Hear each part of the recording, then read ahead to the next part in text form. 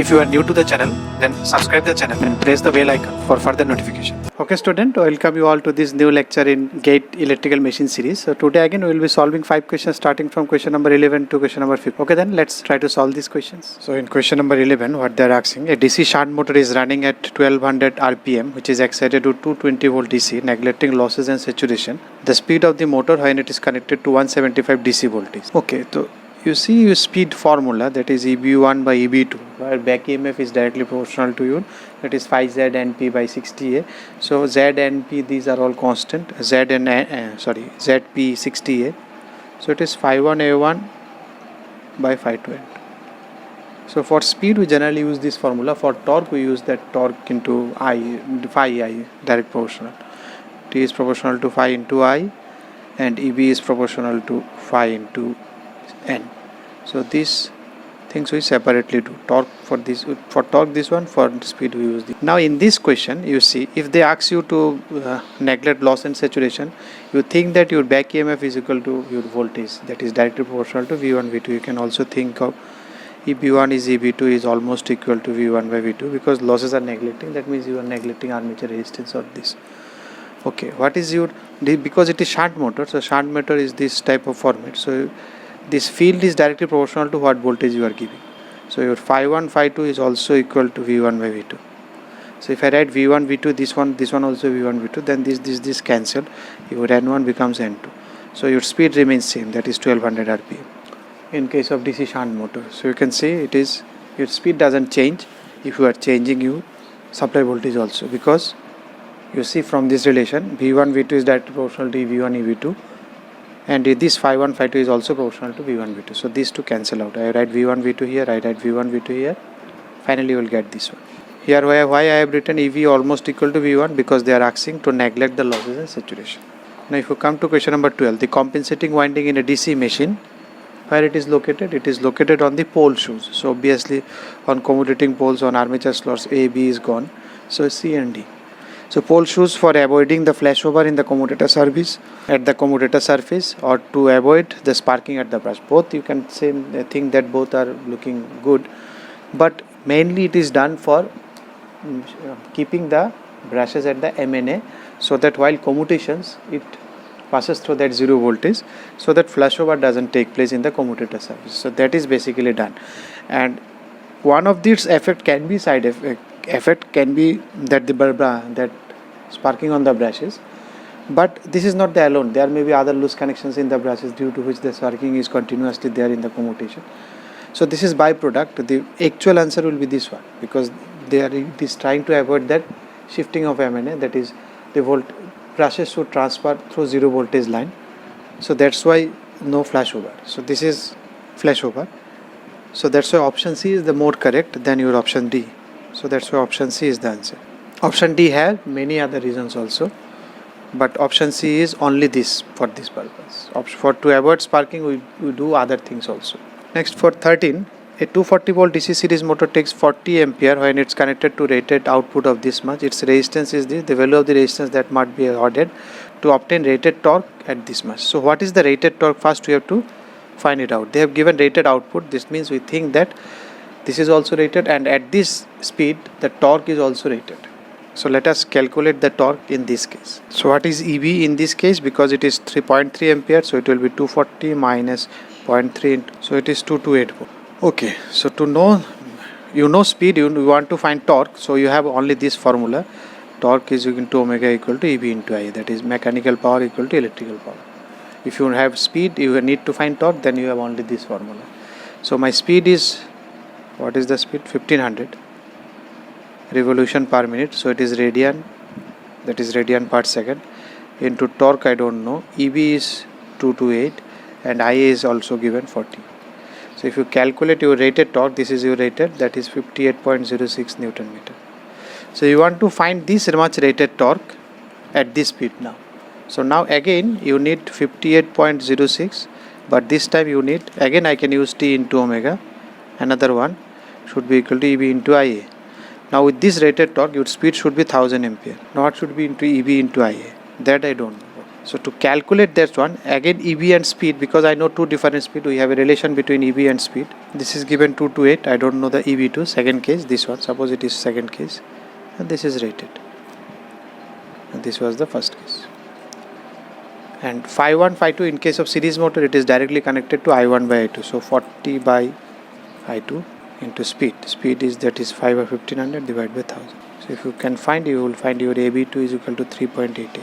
Okay, so EB2, you have also another formula, that is E minus 240 minus RA is 0.3 plus X, you need to suppose into IA. So you can find IA. If you solve here, you will find your IA is equal to 40. You could have done it easily also. I will explain. So if you apply it here now, EB2, then EB2 will be how much? 40 into 3.8.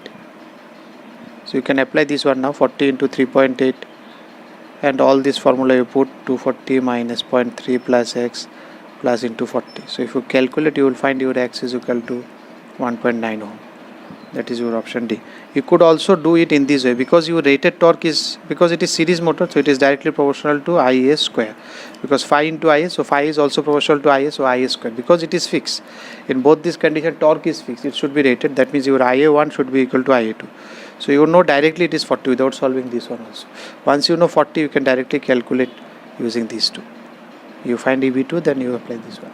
Or you can go this way also, that is a permanent magnet DC motor have no load speed of 6000 RPM when it is connected to 120 volt supply. No load speed. You remember, no load means there is current you can neglect.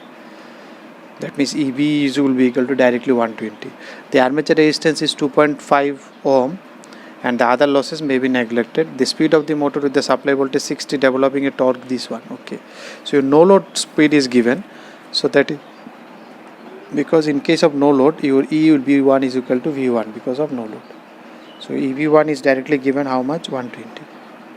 So this one you know what is the formula, phi Z NP by 60A. So with this what we can do, because it is permanent magnet, phi is also fixed, Z is also fixed, P is fixed 60A. So you can find this constant, that means some constant into multiple, if I take all these as a constant, into N. So 120 is equal to K into what is N? N is in RPM, that is 6000. So you can calculate your K, that is motor constants, is equal to 1 by 50. Once you know this one, now you can find easily to have a torque of 0.5 Newton meter, how much current you need, because now you have need torque will always introduce a current, because that is the load. If you give mechanical load, electrically current it will take. Your torque, we have also formula phi Z NP, not NP actually. You can do it in this way, that is equal to EB into IA divided by, or you can directly, no need to derive, I am directly writing it. I think you know this one, or we have already derived also. So this one was the shortcut, phi Z P by 60A. So if I write it this way, and 60 by 2 pi into IA2. Suppose the second case I am writing, and this is given 0.5. This one we have calculated, this is the K. So if you put it now, 0.5 is equal to 1 by 50 into 60 by 2 pi into IA2, you will find the current in this case, 6178. So this much current is required to get this much torque.